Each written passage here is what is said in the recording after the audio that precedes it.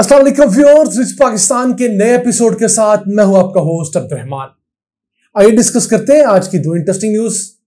पाकिस्तान की सबसे बड़ी ऑयल रिफाइनरी ने सस्ता रूसी तेल मंगवा लिया है। इससे पहले जो रूसी तेल पाकिस्तान आया था वो पाकिस्तान की सरकारी ऑयल रिफाइनरी ने मंगवाया था, पाकिस्तान रिफाइनरी लिमिटेड ने। यह प्राइवेट रिफाइनरी है जो कि पाकिस्तान की सबसे बड़ी रिफाइनरी है। सिनर्जिको जो पहले बाइको रिफाइनरी हुआ करती थी, प्राइवेट कंपनी की जानब से ये मंगवाने वाला 1 लाख टन तेल क्या अहमियत रखता है, इसे आपसे डिस्कस करेंगे और ये बात भी बताएंगे कि ये तेल किसी पाकिस्तानी बंदरगाह पर नहीं उतरा, बल्कि बंदरगाह से 11 किलोमीटर दूर ही इसे खुले समंदर के अंदर सिंगल पॉइंट मोरिंग के तहत उतारा गया है और वहां से पहुंचाया गया है। 1 लाख टन तेल एक ही जहाज के जरिए पाकिस्तान मुंतकिल हुआ है। इससे पहले जो तेल आया था उसे पहले ओमान जाना पड़ा था, वहां से 2 छोटे जहाजों में पाकिस्तान लाया गया था। इसे अक्सर डिस्कस करेंगे। जबकि आज की दूसरी खबर, पाकिस्तान और सऊदी अरब के दरमियान डिजिटल इकोनॉमी को फरोग देने के लिए एक MOU साइन हुआ है, जिसके तहत दोनों मुल्क अपने यहां मौजूद IT प्रोफेशनल्स को हायर करेंगे। सॉफ्टवेयर हाउसेस की आपस में एक्सचेंज हुआ करेगी। पाकिस्तान के software engineer IT professional Saudi जाकर काम कर सकेंगे और दीगर क्या तफसीलात हैं वो आज के प्रोग्राम का हिस्सा होगी। पहले चलते हैं आज की अहम खबर की तरफ। पाकिस्तान की सबसे बड़ी ऑयल रिफाइनरी है सिनर्जिको, जो कि रोजाना 1,56,000 बैरल तेल रिफाइन करने की सलाहियत रखती है। वैसे पाकिस्तान की कुल सलाहियत 4.5 लाख बैरल है, उसमें से 1/3 तो सिर्फ इस एक रिफाइनरी की कैपेसिटी है। इसके अलावा 4 रिफाइनरीज जो है वो मिलकर 2/3 कैपेसिटी रखते हैं।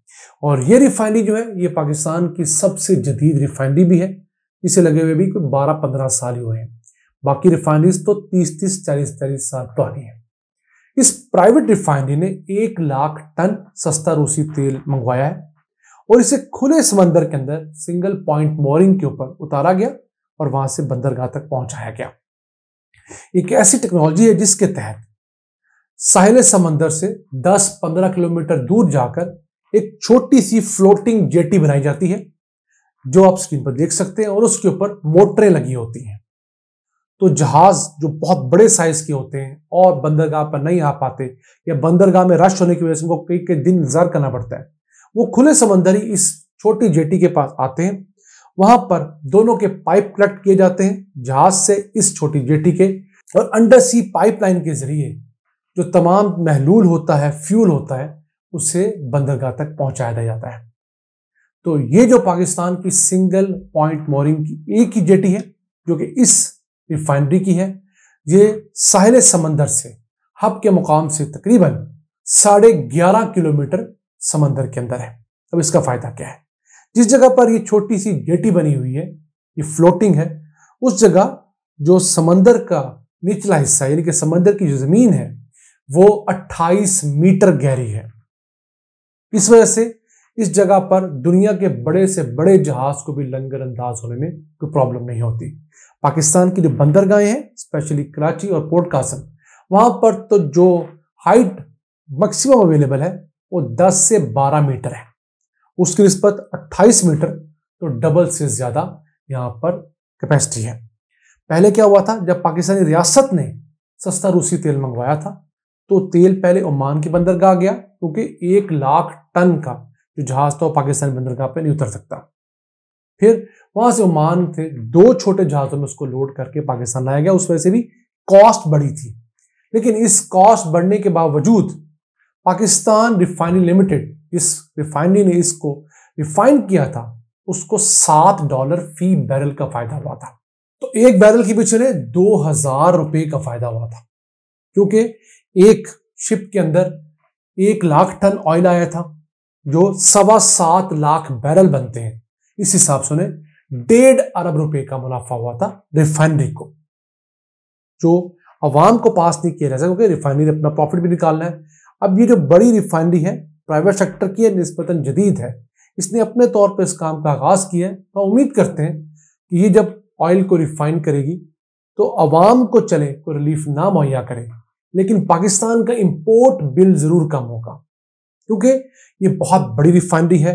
प्राइवेट सेक्टर्स को चला रहा है, मशीनरी जदीद है, इसके पास पोर्ट के इश्यूज भी नहीं है। देखना भी है कि ये जो रिफाइन करती है ऑयल, उसमें से कितना पेट्रोल डीजल निकलता है काम का और कितना फर्नेस ऑयल निकलता है। अगर तो फर्नेस ऑयल कम निकालने में कामयाब हो जाती है और बड़ी मिकदार पेट्रोल और डीजल की निकलती है तो यकीनन ये पाकिस्तान के लिए भी फायदा है और इस कंपनी के भी। अब ये कंपनी पाकिस्तान के 80 शहरों में मौजूद है। 400 से ज्यादा इसके पेट्रोल पंप्स हैं। बाइक को BYCO के नाम से आपने अक्सर ग्रीन कलर के पेट्रोल पंप के देखे होंगे। तो हम दुआ करते हैं कि चले कोई तो पाकिस्तान के अंदर नई तब्दीली लेकर आए और इस मुल्क के खसारे कम हो। आइए चलते हैं आज की दूसरी अहम खबर की जानिब। पाकिस्तान और सऊदीया के दरमियान होने वाला एक जदीद मुआहिदा जो कि टेक्नोलॉजी के मैदान में है। इसके तहत दोनों हुकूमतें ई गवर्नेंस, ई हेल्थ, स्मार्ट इंफ्रास्ट्रक्चर और एजुकेशन पे काम करेंगी।